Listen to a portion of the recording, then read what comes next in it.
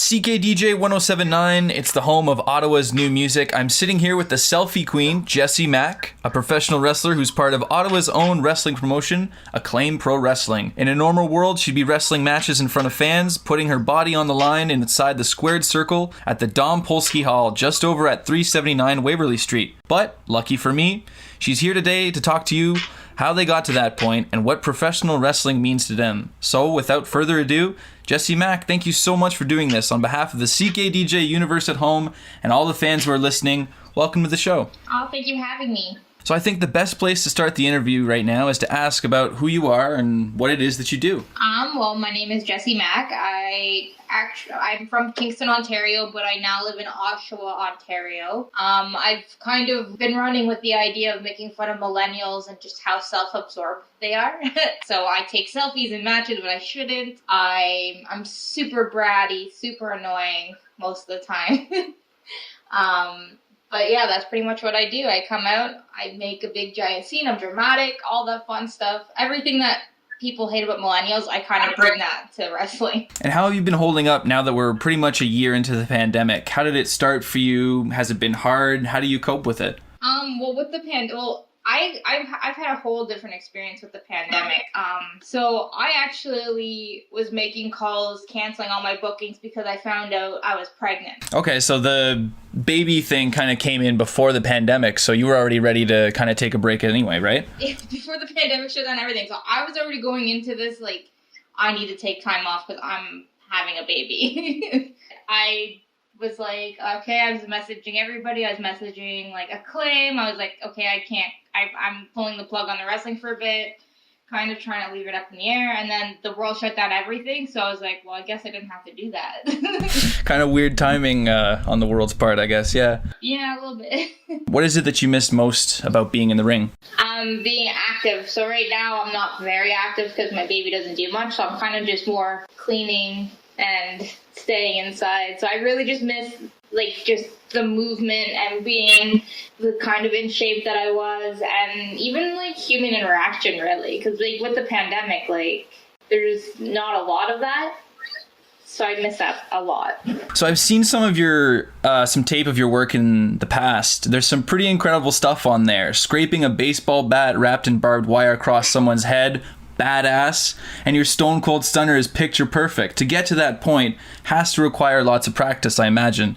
So can you tell us a little bit about how you became a wrestler? How long did you train for? For me, so I'm a little bit older than most of the wrestlers that I've started training. Like a lot of them are starting at like 20, 18, like depends on who you ask, but I started when I was 25. So what I did was I knew a guy that knew a guy. So I ended up enrolling myself into Battle Arts Academy, which is in Mississauga, Ontario. That is was ran by Anthony Corelli, who is Santino Marella in WWE. And I kind of went from there. So like they offer grappling, they offer pro wrestling, judo, jiu-jitsu, boxing, and all that stuff. So that was the closest school, and it had a pretty good rep, so I went and I trained. So how long did it take for you to wrestle your first match, and how long did it take for you to feel truly safe in the ring? For me, so I think I was training about a year before I started doing the student shows, and even then I was still kind of more of a valet, you know, like just to kind of get used to being out there and stuff like that. And then we built a story for my first match, which was a mixed tag, and I realized that I really liked intergender wrestling. That was my favorite thing to do. I still feel kind of like I only do the things that I feel safe doing, but it did take me a little bit to kind of work out what exactly it was my character could do. Like the first thing I had to learn was what can I physically handle. So I had to like push my body a little bit, see where I could pretty much go up to, and then that was it. I mean, I will try new things, but it has to be with like somebody I trust. I can't just like, I'm not gonna like go and like make like 6 dives out of the ring because I know like that's not for me.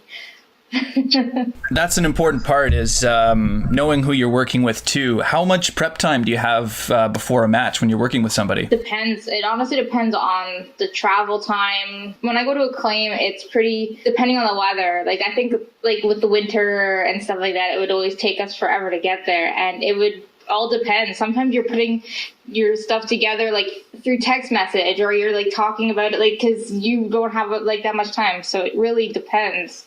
Like you could have like 5 seconds, and they're not like that's exaggerating, obviously, but like you go in, you figure it out, you kind of go out there, and like it never really goes as planned either. You run into the risk of it completely changing out there when you go out there. So you kind of got to be ready and able to think on your feet when you're out there trying to put on this performance as this person and being able to fix it. Like it's really hard to explain. It's been a while. It's been so long since I've had to think about this stuff. Right. No, I get that. Do you like that aspect of it, kind of free form, work with it as you go, or do you prefer a more pre-planned experience? Like, so for my career, I kind of want to be an event planner.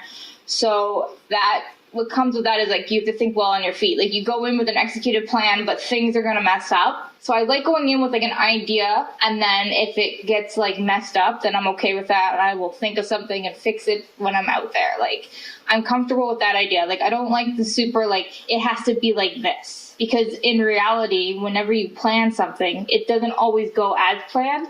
So you have to have the mindset and like the ability to work with stuff that doesn't go exactly the way that people want it to. You have to kind of understand Murphy's Law when you're stepping into wrestling, I guess, right? Yeah, like you never know. Anything could happen. Like I've watched a ring break. I've watched some, like I've fallen out of the ring before. Like I've literally folded in half and fell out of the ropes and continue. Like you have to continue from that. Like there's nothing, like that wasn't planned. I wasn't supposed to fall through the ropes, but I was like, oh, here I go. Whee! But I got up and I got back in and I started doing what I was supposed to do. Like you kind of got to work with what you're given, and you can plan as much as you want, but hey Negan, sorry, my baby.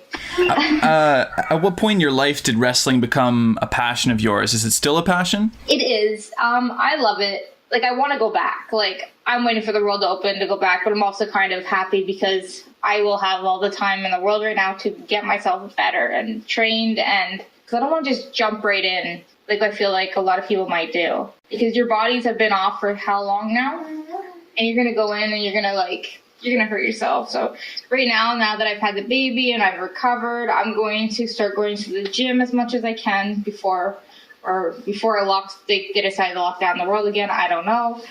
I still need to do it. Like I want my kid to see me do it. Like I think that's as far as I'll go, is like when he's old enough to remember that his mom did this, then I think that'll be it for me. That'd be an awesome experience to share with your kid, I imagine. Yeah. Yeah. So that's what that's my goal now, I think. Can you describe what it feels like to perform in front of large crowds of people? Not a lot of people get to experience that. Do you get nervous at all? I'm always nervous.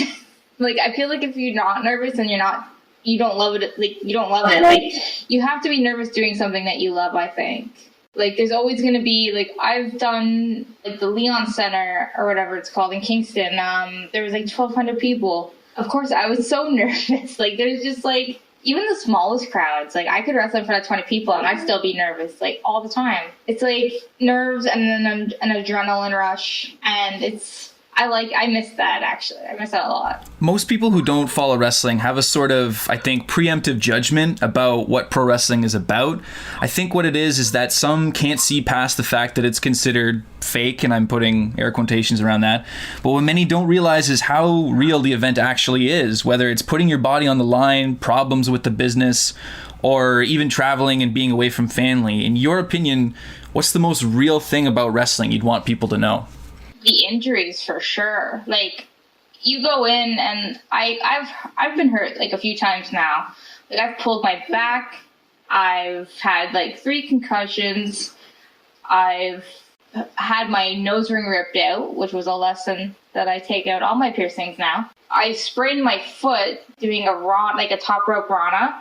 A guy landing on it, and I like sprained my foot. I couldn't walk for 2 weeks. A lot of us we get hurt. Like it might be like it might come off like really staged, theatrical, and all this stuff. But the injuries are real. Like, I've accidentally kicked one of the Acclaimed guys in the face once by accident.